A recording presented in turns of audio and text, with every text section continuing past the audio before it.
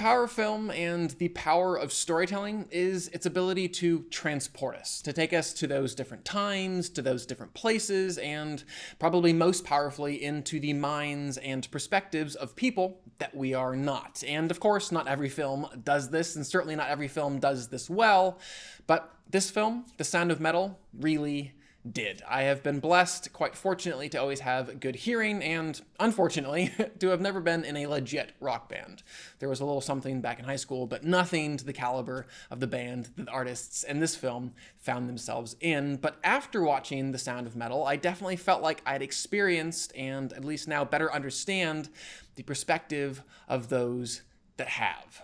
And in that sense, this film was very appropriately uncomfortable. It so effectively captured and drew me into what I previously could only imagine, what it would be like to slowly lose my hearing. The sound design on this film is so expertly handled, perfectly drawing me into the main character's experience, an experience that was incredibly claustrophobic and isolating. It felt like my world and his world were just shrinking. I was being cut off from all those around him. And even while I consciously knew it wouldn't help, I actually found myself a couple of times going to pop my ears because I wanted to hear the conversations that were happening around this character. I didn't like the feeling that that sound design was welling up within me, which was one of panic. I felt what the main character was feeling, which was a need to control and stop this hearing loss. I, again, like the main character, wanted to connect with the world around me, but simply couldn't. And writer-director Darius Marder just did this throughout the film, helping me to time and again feel with and walk with and hear with the main character, and again, allowing me to experience things from his perspective.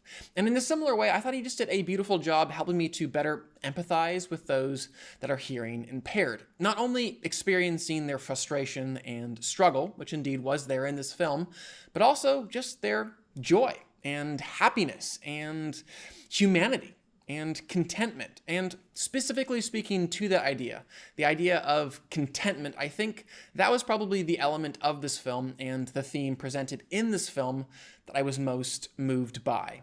This film really was intent on exploring what it truly means to find peace and to just be still. That was the heart of this film, and for me, I really did find it quite effective. We as modern film viewers are quite used to a certain clarity and volume when it comes to the narrative and thematic notes that a film plays. More often than not, we expect to walk away from a film going, aha, I know what that thing was saying. I know what that film was about. We expected a certain loudness and a certain pronunciation of that narrative and of those themes. And this does make sense. After all, the filmmakers behind those films do want us to walk away affected, walk away thinking about their film.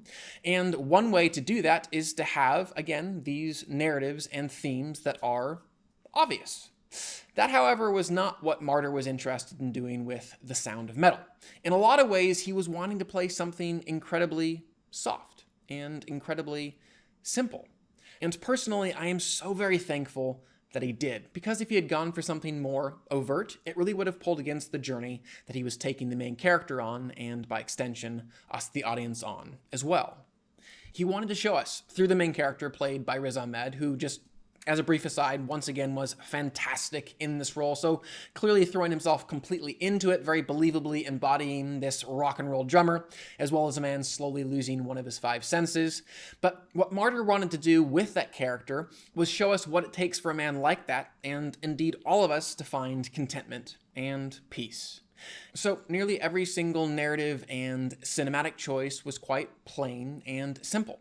The cinematography, for example, didn't have heightened, robust, saturated colors or flashy lighting. The editing wasn't all over the place. Even the moments and scenes were quite simplistic, rarely reaching for levels of emotion or catharsis that it hadn't fully earned. And I just appreciated that. Again, it took me into this time and this place that encouraged me to be quiet and to be still. And I don't know about you guys, but right now that's just a good thing to be reminded of. In this world that is so, right now, out of control, we are tempted to, with tooth and nail, fight to regain control, to grab onto the reins and to command our destiny. And to have a film that reminds us of the need to just sit and be still and completely silent, well, it was just a nice film to experience right now. And for all these reasons, I will give the film a 4 out of 5 and Hart. I would still love to know what you guys thought of the film, though, so definitely comment below and let me know. And finally, please do subscribe. I'm going to continue to review films and television on this channel, and I would love for you to stay up to date on all of those things. But for now, I'm Chris Hartwell. This is The Heartbeat. Thank you for joining me.